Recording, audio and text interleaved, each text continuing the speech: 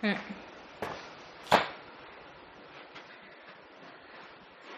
Hello, this is Vanessa once again. I am an ACE certified personal trainer. My certification, you may look me up. I have no problem with that. I am certified. Now, ACE is not asking me to do this. I am doing this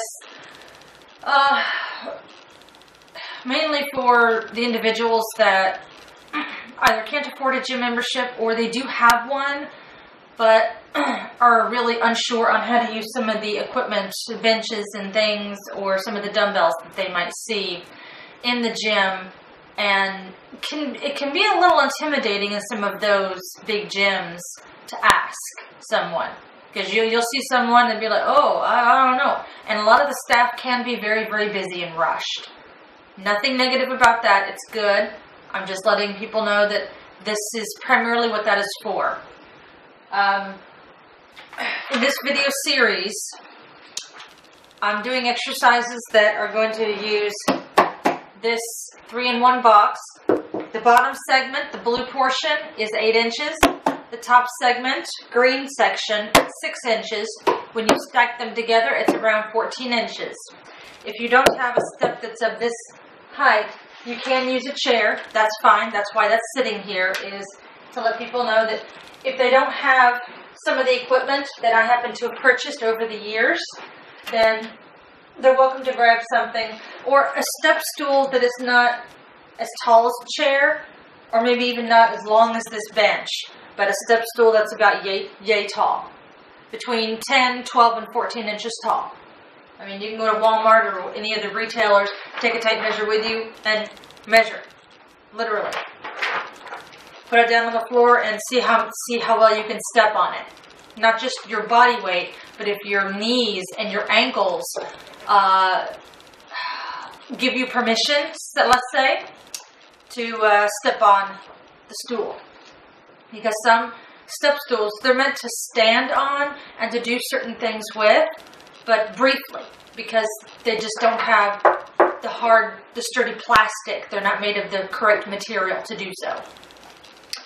So, some of these exercises I'll be using 8-pound dumbbells with 4, and sorry about that, my leg got caught on a little notch there.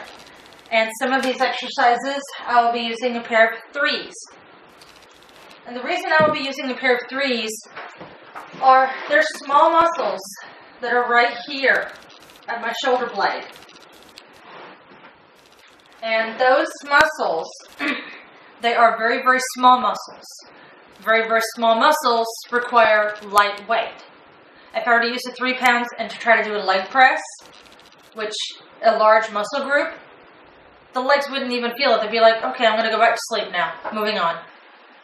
It wouldn't engage their attention. It wouldn't force them to wake up and to work hard, because 3 pounds typically does not challenge the lower body the way that 3 pounds challenges some people with their upper body or with their upper back, the way that this one will. So, I'm going to try to post this in the description at the bottom. It may not have all the blue pin marks that I've placed on there, but that's just to remind me the muscle group that I'm working when I do the video, so that I can tell you what it is that we're doing. The first exercise is going to be chest flies with my feet on this box. There's 1, 2, 3, 4, 5, 6, 7 exercises, so I think we'll probably better get started, because otherwise I'll just talk through the full 30 minutes and then we'll never get anything done. Okay, chest flies with feet on the box. I want to use a pair of 8-pound dumbbells. I'm going to put these 3-pounders off to the side. And those that have difficulty getting down onto the floor, I mean, you can sit on the bench and get down like this. But if having contact like that with your knee on the floor is difficult, the physical pressure of it is difficult, you can put padding, more padding under your knee, or scoot down and do this. And if you don't want to do this, then omit the exercise entirely. Okay? There's some people that I know that are going to be like, I'm not doing that. I'm just going to rest my legs on here for now until I get myself set up. Grabbing one dumbbell. Oh, quick point of reference here. With the exercise that I'm showing you, when you do it, your arms are going to be in this position here, okay? 90 degrees, okay? Arms are going to be at shoulder height. Elbows going to be at 90. Your hands are going to be holding onto the dumbbells, and you're going to be doing this motion here, okay? So when you see me lying down, you might not see that. You might just see a side view and be like, oh, okay, I can do that. Well, if you're down here, it's going to get hit a different area than if you're up here, than if you're up here. So you want to keep it from elbow to elbow, shoulder height. Now the forearm needs to stay at shoulder height as well, but I'm letting you know that if you were to do the wingspan, lengthening your arms out to the side, have them at shoulder height, and then just bend the elbows to point them towards the ceiling. Okay. Now.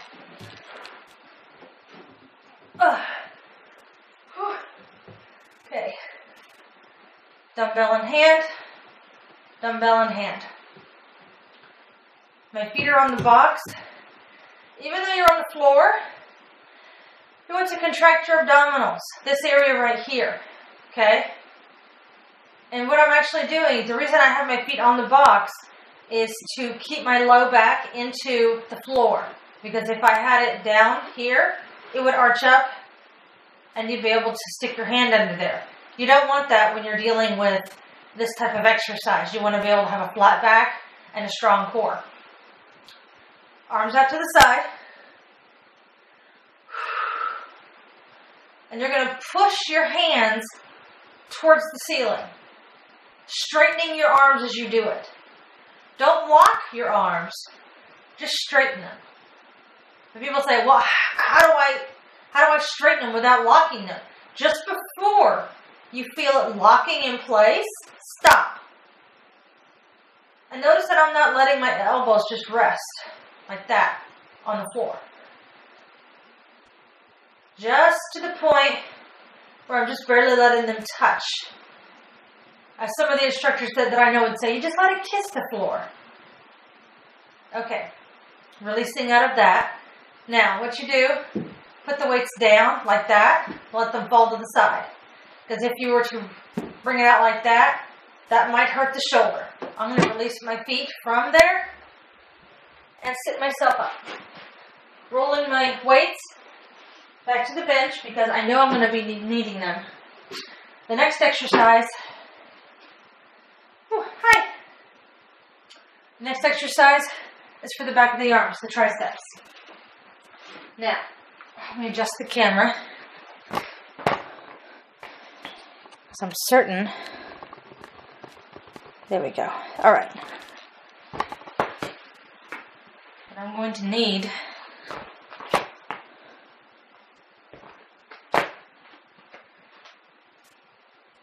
all right. You can do this with one hand. And I'm putting one foot on the step because of my low back. If you do not have back issues, take this stance here, your feet about hip distance apart. Pin the elbows into the waist. Push this way. Palms facing each other when you do this. If you want to make it more difficult, rotate the palms to the rear, to the back, to the opposite end of the room, and then rotate them towards each other again, like this. Want to make it more challenging? Start with the palms facing the opposite end of the room, the rear, and push. When you bend the elbow and bring the arm back, stop it close to the hip. You don't want to come up here to the bust. So somewhere between here and the bust, you can stop. And what I'm going to be doing is I'm going to be doing one arm at a time. I can do both weights, but when I do that, I have a tendency to lay my torso down like this and do it like this. This way I know my back is relaxed, but I find I have better form when I do this. Elbow to waist, push,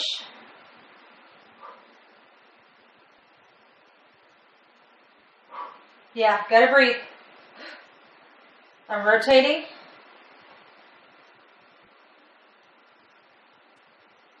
Do a few on the other side. 10 to the waist. Push.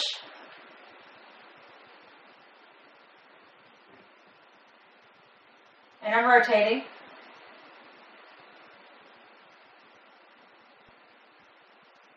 And I have this arm on this side also to help support the low back. Okay. I'm putting these weights down to the floor. The next exercise on the paper it's called a side leg press, but I think it's more of a side lunge because you're going to be lunging onto the step itself. Okay. You're going to be lunging onto the step itself. So beginners, those that are new to the exercise, use the blue portion. The reason I'm having you to use the blue portion is when you do this exercise, your range of motion is going to be limited. If you were to step on the green section, you're not going to have to step up as high, but you're going to have to go deeper down. So that's why I say beginners start with this one, intermediate and advanced go with this one. I'm going to show you a little bit of both. One on one leg, one on the other. So, and I'm bringing the leg in a diagonal direction because if you were to come out here to the side, your knee would shoot past your toe. You don't want that. So I'm coming in here to the middle here. You can use weights on this one. And if you do, I'll get the pair of dumbbells here just so you can see what I'm referring to here. So if you do use dumbbells, some like to put them on their shoulders. I will put them here.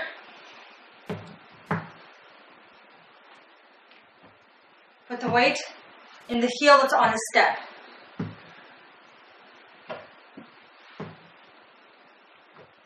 Okay. Let me double check the camera, be sure. Okay.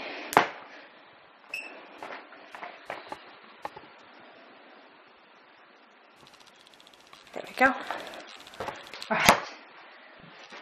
And on this one, I'm going to use the other leg, stepping onto this bench here. And you see I have to go farther down on this one. I have to really get myself, and it's winding me a little bit. And I'm stepping forward in a diagonal direction, as you can tell.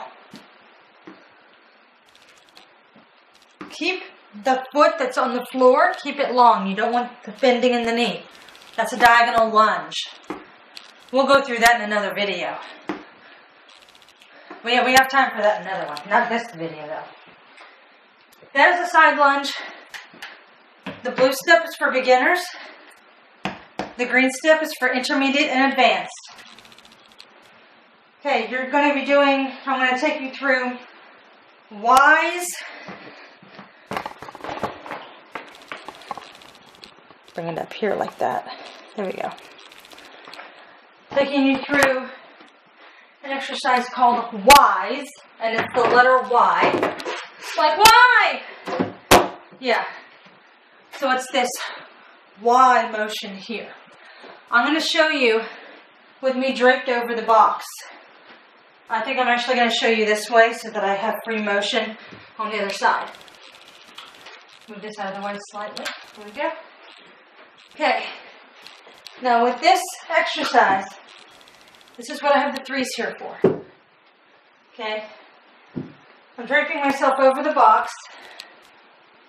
Hands are down here. You want to have bend in the elbows. You want it to be relaxed. Okay? When you bring the arms up in this position, it's doing this here. It's creating this Y. So to give you a better idea, it's doing this. Get out of the way here. Doing this motion here. Y. Like that. Okay? So there are those that can do it with heavier weights than 3s. I'm only using 3s on this one. Starting here. And it's an exercise that does not require a large range of motion. And for some people, just doing this, or thumbs on top, it really burns for them. It really, really works that area. You're going to feel it working the calf of the shoulder and the shoulder blades, that area of the blade that I was telling you about that is a very small muscle. You're going to feel it working in that area. And if you don't, that's one of the exercises where if you add 1 pound or 2 pounds, you'll feel it. You'll definitely feel it. If you don't feel it with doing just body weight, that is. Okay. So I'm going to make sure the camera is positioned where I need it to be. Okay. Good. Concentration curl. I want to use a single 8-pound dumbbell. You can combine the two. Since I'm doing the instructional videos today, I'm going a little bit lighter so that I can talk and still give you the instruction while I'm working out. For concentration curl, you're going to brace one arm on the inside of that same thigh. Put the weight in the hand, let it hang down. Bend at the elbow only. Curl. No more than 3/4 of the way. So I don't want you coming up here like this and touching the shoulder. This opposite hand is going to be on that same thigh. You want to lean into this leg a little bit. And there are some people that theorize, I'm going to switch arms here in a second, that the reason that they call it a concentration curl is if you have heavy enough weights, you've really got to focus and concentrate.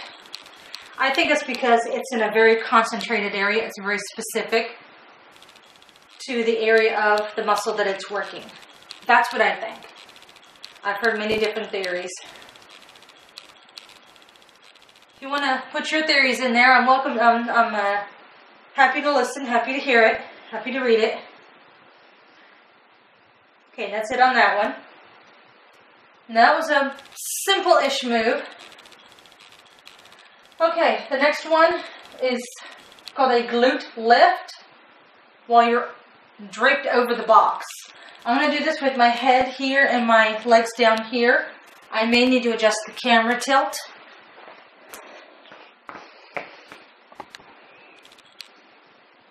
Okay, right about there. Good. All right. I'm not using any additional weight. This is going to be all body weight, okay? All right. I'm going to drape my torso over the box like this. Now, if you're just beginning, then just relax your toes. Keep the knee bent the entire time. This motion right here, okay? Those that have a difficult time with balance, so it's harder for them to keep their knees together, you can widen your stance a little bit because you are on the box. Those that are more advanced can point your toe towards the floor and do it this way. Now, if you really want to get a challenge in there, you can extend that leg and get this going on in here. But for the purpose of this video, I'm going to say stay with the bent knee version because there are some people, and I'm going to switch legs, that when they have this going on here, that they unintentionally do this rotation that I'm doing right there, and they don't realize it. And so with the bent knee version, if they do that, they feel it more, they feel the leg rotating more than if it's this version here. So I tend to keep my knee bent as opposed to having it straight. You're welcome to do it straight. That's just the way that I like to do it. Okay, crunches with my feet on the box. You can use a dumbbell. If you're going to use one, use it at chest level. Let me adjust the camera to be sure. Okay, we're good? All right. Now, on this one, you're going to be on the box as well. And for those that have a hard time getting onto their knees, they can do this exercise on the stability ball. Refer to my stability ball video that I've done previous. And you can do the same type of exercise that we're doing here, but it's on the stability ball. So, if you have shoulder issues, hands are crossed over the chest. If you do not have them, have shoulder issues, then place your hands behind your head, stack your hands. Okay, put it at the base of the neck there, where the hairline begins. Okay, now what you want to do, contract the abdominals to lift the upper body, shoulder blades off the floor, just long enough to let part of the blades touch again. That's it.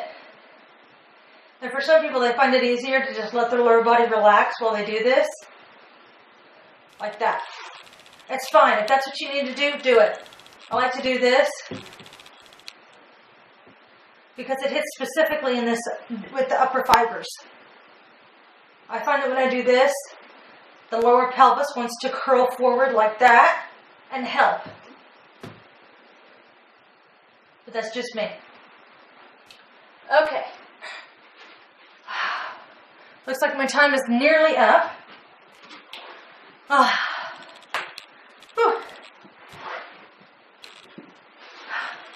want to thank you for watching my video. If you enjoyed this, please click like and subscribe. And if you want to see an exercise-related video that's a little more specific, if I'm able to do it, I can. Please let me know. Okay? Thanks. Bye.